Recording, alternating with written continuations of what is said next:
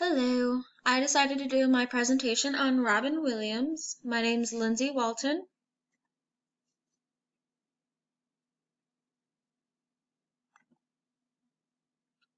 So a little bit about me. I'm 22 years old. I'm currently majoring in exercise science and I am minoring in psychology. I also work as a bartender at Boondocks and also a shelter advocate for Family Advocates, which is a sexual assault and domestic violence shelter. The things I like to do, I enjoy working out, anything outdoors, and also eating healthy. So a little introduction about Robin Williams. He was born in July 21st, 1951 in Chicago, Illinois, which I found surprising that he is actually from close to here. He died August 11th, 2014 in California by hanging. So the little bit to begin about him, he studied political science at Claremont Men's College, but then decided to go for theater at College of Marin before enrolling at the Juilliard School to focus on theater. After leaving Juilliard, he performed in nightclubs where he was discovered for the role of Mork from Ork in an episode of Happy Days, which that episode led to a weekly TV series called Mork and Mindy, and then he made his title role in Popeye. In the 1990s, he became a loved hero to children all over the world for his roles in a string of hit family-oriented films that we know of, like Mrs. Doubtfire, a lot of movies like that that are directed towards children and the comedy of that. On Monday, August 11, 2014, he was found dead, and there was a 911 call received at 11:55 a.m., and they pronounced him dead at 12:15. So a little bit about the association with mental health in Robin Williams. There's a little quote from him directly that says, "I used to think the worst thing in life was to end up all alone. It's not. The worst thing in life is to end up with people that make you feel alone." So he did suffer from extreme depression. He did leave behind a wife, 3 children, and of course many legions of fans, and also a legendary career. He is remembered for his boundless energy, comedy, and extraordinary theatrical range. During his 4-decade career, he did suffer from a highly publicized battle with addiction like cocaine, alcohol, and poor mental health. Again, he was on drugs and alcohol after the birth of his first son and the death of his son. Sorry, not the death of his son, the death of his friend. That's a little typo. And fellow comedian John Belushi. He was sober for 20 years after that. His friend John Belushi actually overdosed on cocaine, and after that he began to be sober for 20 years, but then that did not last, and he began drinking in 2003. Then he checked himself back in rehab in 2006, and he also did suffer from bipolar disorder. So the relationship between addiction and mental illness. So we have to have a reminder. These problems can affect anyone. I mean, I remember looking at Robin Williams, I'm like, wow, like he's so fantastic. And the moment I heard about his suicide, I was like, what? No way. Like I would picture him as that, type that he was suffering from those illnesses. Like he was this go-getter, he joked about everything. He joked about the negatives in the world.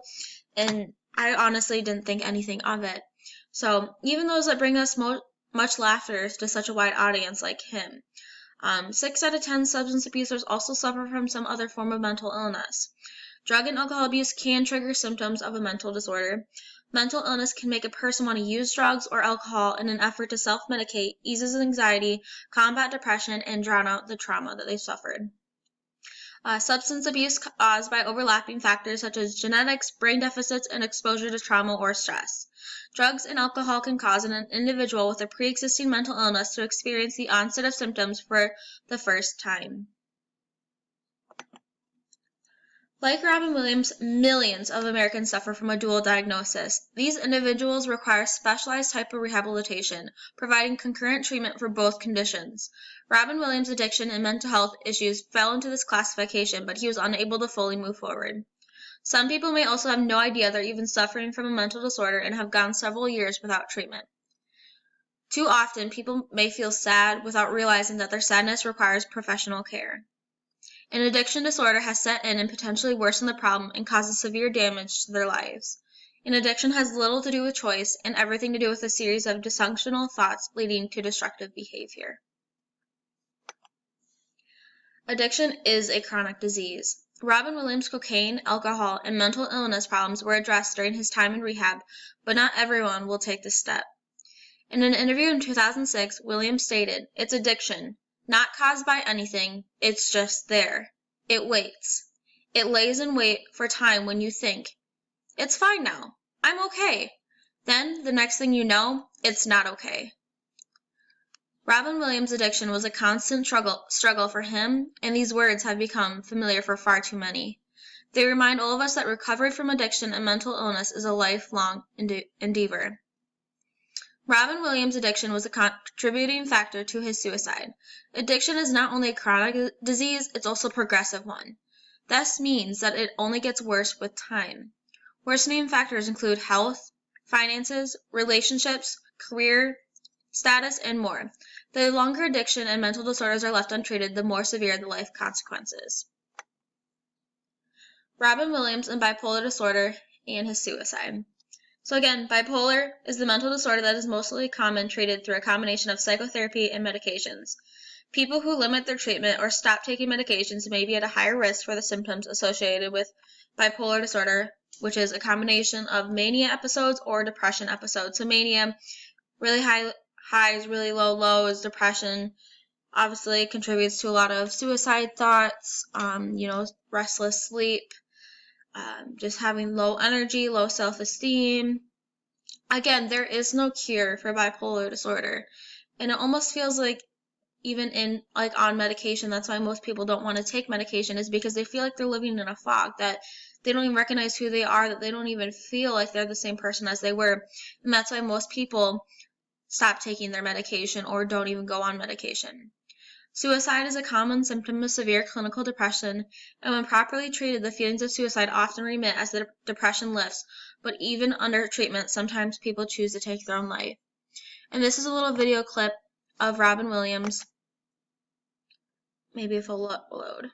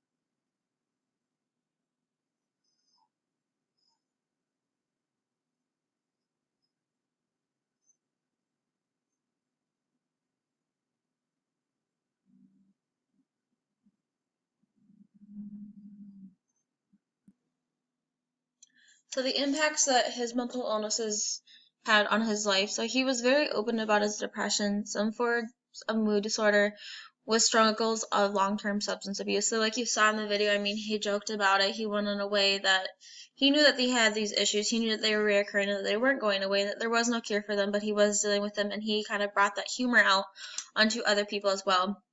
He was very loud, energetic, and eccentric as a comedian and actor. However, his loved ones maintained that he was quiet and reserved when not performing. So they like to say that he was comfortable on stage, but he was less comfortable off stage, and that his pathos was seeking to entertain and please, and when he felt that he wasn't doing that, he was not succeeding as a person. Another quote that was in an interview with Robin Williams prior to his death that he stated was, "You're only given a little spark of madness, and if you lose that, you're nothing. From me to you, don't ever lose that." So symptoms and treatment that Robin Williams did have. So he was under the care of doctors for a multitude of symptoms, including gastrointestinal problems, insomnia, and tremor. His symptoms worsened, and he became plagued by anxiety and panic, memory difficulties, and delusions with paranoia. A change in his personality and preoccupation with his anxiety, physical failings, and memory problems that interfered with his ability to memorize movie lines. He was changing and declining and treated with both psychotherapy and psychotropic medications. He went to Stanford for hypnosis to treat his anxiety. He also exercised with a physical trainer. In May, he received the Parkinson's disease diagnosis, and while he was told that it was early and mild, his wife wrote, "Robin was growing weary. The Parkinsonian mask was ever present, and his voice was weakened. His left hand tremor was continuous, and he had a slow, shuffling gait. He hated that he could not find the words he wanted in conversations. He would thrash at night, and still had terrible insomnia. At times he would find himself stuck frozen stance, unable to move, and frustrated when he came out of it. He was beginning to have trouble with visual and spatial abilities in the way of judging distance and depth. His loss of basic reasoning just added to his growing confusion." Months later, Robin did take his own life. He was scheduled to have an inpatient neuropsychiatric assessment. So Robin Williams, he actually did have a diagnosis of Lewy body dementia, which is a form of dementia that can cause hallucinations, degenerative condition in which nerve cells in the brain are blocked by protein clumps or bodies that interfere with function. They do develop memory and language problems, experience vivid hallucinations, and that is also a precursor to Parkinson's disease. So remembering Robin Williams. So here we are deeply saddened by the passing of Robin Williams. He inspired us through his passion, his generosity, and gift of laughter. He will be greatly missed. And here is a little trailer of the documentary on Robin Williams and the things that were going on in his life that not many people really knew about and took seriously, even though he jokingly went about it in his acting and comedian careers. It's called Come Inside My Mind.